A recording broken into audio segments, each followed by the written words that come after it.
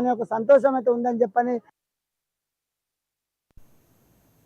ఇక 99 రిపోర్ట్లో AP updates చూస్తే రాష్ట్రంలో వైసీపీ అల్లర్లు సృష్టించేందుకు యత్నిస్తోందని జనసేన నేతలు మండిపడుతున్నారు. వైసీపీ అధినేత జగన్మోహన్ రెడ్డి పర్యటనలో కావాలనే రెచ్చగొట్టే వ్యాఖ్యలు చేస్తూ రాష్ట్రంలో శాంతి భద్రతలకు విఘాతం కలిగించాలని చూస్తున్నారని వ్యాఖ్యానించారు.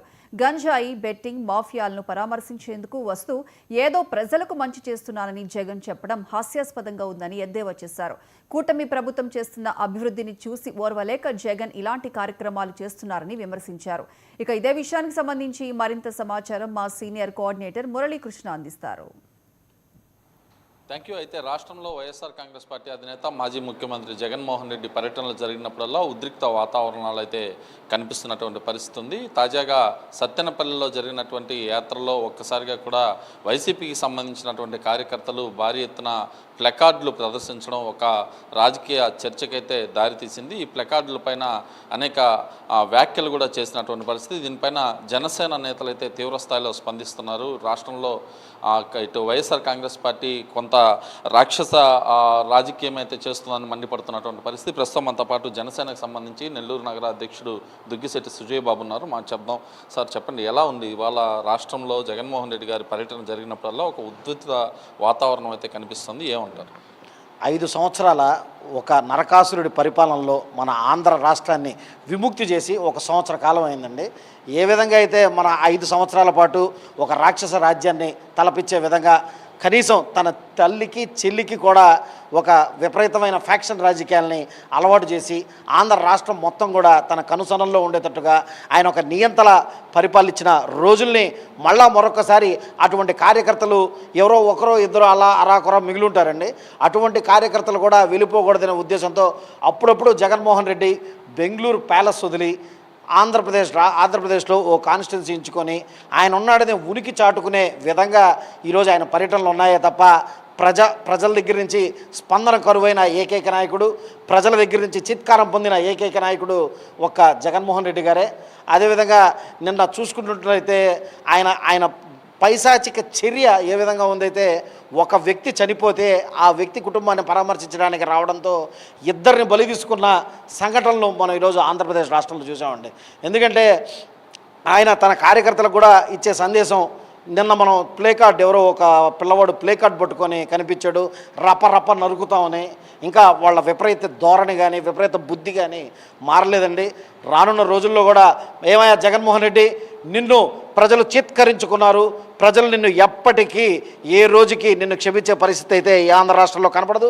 ఎందుకంటే ఒక వ్యక్తి ఒక రాజకీయ పార్టీని నమ్మి 151 స్థానాల నుంచి దగ్గర 5 సంవత్సరాల్లో తిరిగి ఎన్నిక జరిగేటప్పటికల్లా మధ్యలో ఆ 5ని లేపేసి 11 స్థానాలకి నిన్ను పరిమితం చేసిన ఆంధ్ర ప్రజలు నిన్ను మళ్ళా ఎంచుకునేదానికి అంత అమాయకులైతే కాదు.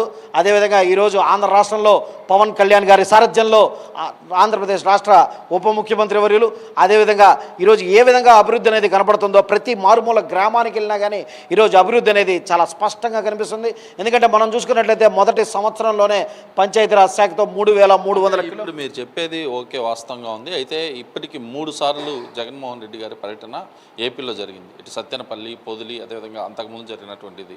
ఈ నేపథ్యంలో ప్రజల్ని పరామర్శించేందుకు, అంటే ప్రభుత్వం నుంచి ఎవరైతే ఇబ్బంది పడ్డారో వాళ్ళందరినీ పరామర్శించేందుకే జగన్మోహన్ రెడ్డి వెళ్తున్నారని చెప్పి వైసీపీ శ్రేణులు చెప్తున్నాయి. నిజంగానే అలాంటి పరిస్థితులే ఉన్నాయా? నాకు తెలిసైతే ఎక్కడా కనిపించట్లేదండి. మీకు ఇందాక చెప్పాను కదా, ప్రజల్లో మా ఉనికి కాపాడుకునే దానికి నేను బ్రతుకున్నాను, నేను లైవ్ పాలిటిక్స్లో ఉన్నానని చెప్పే ఒక విషయం కోసం తప్ప మరి ఏ విధమైన ప్రత్యాశ కానీ ఏ విధమైన ఇది కానీ ఆయనలో లేదని కనిపి. ఇంకా మనం చూసుకున్నట్లయితే రాష్ట్రంలో 5 సంవత్సరాల్లో ఓ పక్క అరకులో కొంచెం మందిని పిచ్చివాళ్ళని చేశాడు, అదేవిధంగా యువతని గంజాయికి బానిసల్ని చేశాడు, అదేవిధంగా ఇంకా ఎంతోమందిని మాదక ద్రవ్యాలకు బానిసల్ని చేశాడు. ఆంధ్ర రాష్ట్రంలో మద్యపాన నిషేధాన్ని సంపూర్ణంగా తీసుకొస్తానని చెప్పి ఇటువంటి మాదక ద్రవ్యాల్ని మన రాష్ట్రంలోకి తీసుకొచ్చి ఈరోజు అటువంటి వ్యక్తుల్ని ఎవరైనా పోతే పరామర్శించేదానికి రావడం అనేది నిజంగా ఏ విధంగా చూసుకున్నట్లయితే మనకి మొన్న తెనాలిలో సంఘటన కానీ, నిన్న సత్తెనపల్లిలో సంఘటన కానీ, ఈ విధంగా మనం బేరేజ్ వేసుకుంటూ పోదామండి. ఎందుకంటే ఆయన వచ్చిందే ఒకటికి, ఈ రాష్ట్రం ఈ సంవత్సరం రోజుల్లో 365 రోజుల్లో 3 పూట్ల మాత్రమే ప్రజల కోసం పనిచేసేదానికి ముందరకు వచ్చిన నాయకుడు అండి ఆయన. నిన్న మీరు ప్రకటించారు 1 సంవత్సరం అయింది, ఇంకొక 4 సంవత్సరాలైతే మేము వస్తామని. 4 కాదు, ఇంకొక 40 సంవత్సరాలు పరిపాలన జరిగిన తిరిగి జగన్మోహన్ రెడ్డి అధికారంలో రావడం అనేది కల్లో మాటండి.